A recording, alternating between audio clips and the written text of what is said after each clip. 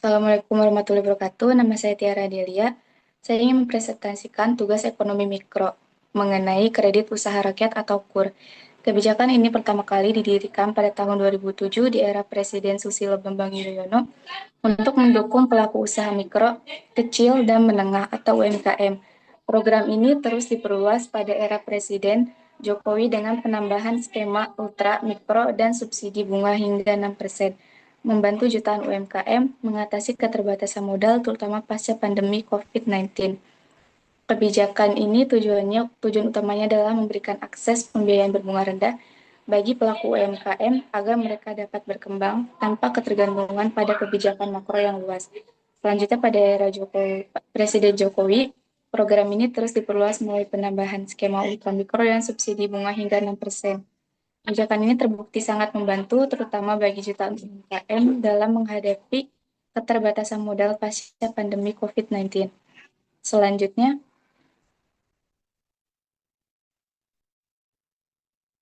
selanjutnya ada dasar hukum.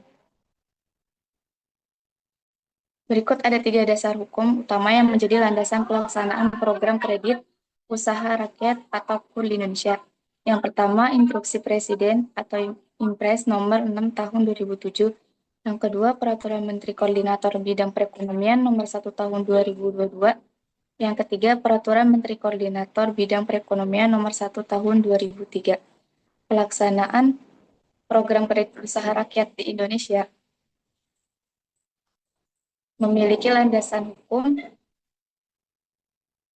memiliki landasan hukum yang jelas dan kuat. Dasar hukum pertama adalah Instruksi Presiden Nomor 6 Tahun 2007 yang menjadi awal penguatan kebijakan pemerintah dalam mempercepat pengembangan sektor real dan pemberdayaan UMKM melalui pembiayaan KUR. Selanjutnya Peraturan Menteri Koordinator Bidang Perekonomian Nomor 1 Tahun 2022 mengatur pedoman pelaksanaan KUR secara lebih teknis termasuk mekanisme penyaluran, penetapan suku bunga, serta peran lembaga penyalur. Dasar hukum terbaru adalah Peraturan Menteri Koordinator Bidang Perekonomian Nomor 1 Tahun 2023 yang merupakan penyempurnaan dari regulasi sebelumnya guna menyesuaikan kebijakan KUR dengan kondisi ekonomi terkini sehingga program KUR dapat berjalan lebih efektif, tepat sasaran, dan berkelanjutan. Selanjutnya ada program penyaluran KUR.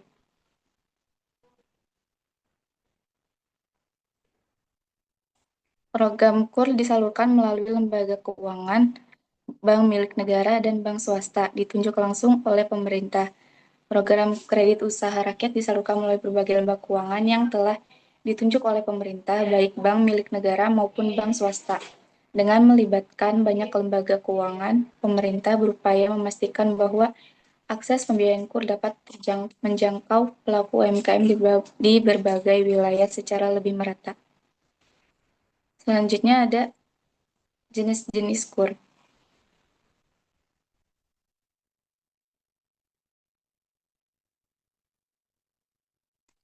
Jenis kredit usaha rakyat, yang pertama ada kredit usaha rakyat mikro, kedua kredit usaha rakyat kecil, yang ketiga KUR khusus, keempat sesuai skala dan kebutuhan usaha. KUR mikro ditujukan bagi pelaku usaha kecil dengan plafon pinjaman maksimal 50 juta. Jenis ini biasanya untuk usaha rumahan, pedagang kaki lima, atau warung yang membutuhkan modal kerja atau investasi ringan. KUR mikro tidak mensyaratkan anggunan tambahan karena dijamin oleh lembaga penjamin seperti Askrindo atau Jangkrindo. Yang kedua, KUR kecil diperuntukkan bagi usaha yang sudah berkembang dan membutuhkan pembiayaan lebih besar dengan plafon antara 50 juta hingga 500 juta. Biasanya penerima KUR kecil telah memiliki legalitas usaha dan laporan keuangan sederhana. Dana ini digunakan untuk ekspansi usaha, pembelian alat produksi, atau peningkatan kapasitas bisnis. Selanjutnya, KUR khusus ditujukan untuk sektor tertentu seperti pertanian, perikanan, peternakan, dan kehutanan yang dikelola secara berkelompok atau klaster. Penyalurannya dilakukan melalui kerjasama dengan off-taker atau perusahaan pendamping, sehingga pelaku usaha mendapatkan dukungan teknis dan pemasaran selain pembiayaan. Selanjutnya ada tujuan kredit usaha. memperluas akses pembiayaan bagi UMKM. KUR bertujuan memberikan kemudahan bagi pelaku usaha mikro, kecil, dan menengah yang belum bankable agar bisa mendapatkan kredit dari lembaga keuangan formal. Yang kedua, mendorong pertumbuhan sektor produktif dengan pembayaran yang terjangkau. KUR membantu pelaku usaha meningkatkan kapasitas produksi, memperluas pasar, dan memperkuat daya saing. Yang ketiga, mengurangi ketergantungan pada rentenir atau pinjaman informal. Yang keempat, mengurangi ketergantungan. Yang keempat, meningkatkan inklusi keuangan nasional. Kelima, menciptakan lapangan kerja dan mendorong pemerataan ekonomi. Dengan berkembangnya UMKM, KUR, KUR,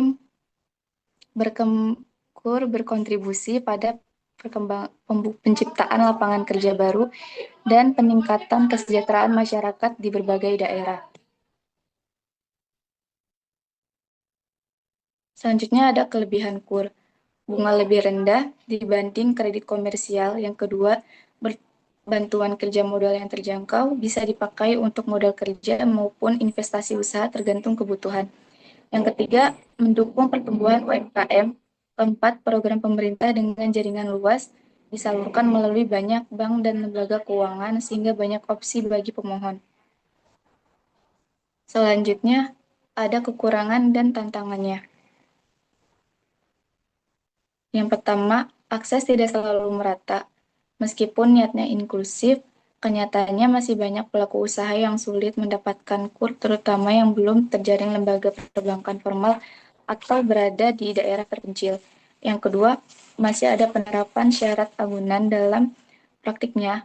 Banyak bank yang masih meminta jaminan sehingga akses modal menjadi tetap terbatas. Yang ketiga, persyaratan administratif. Bagi sebagian pelaku usaha mikro, itu terasa rumit jika tidak ada pendamping. Kemudian ada dampak positif dari KUR.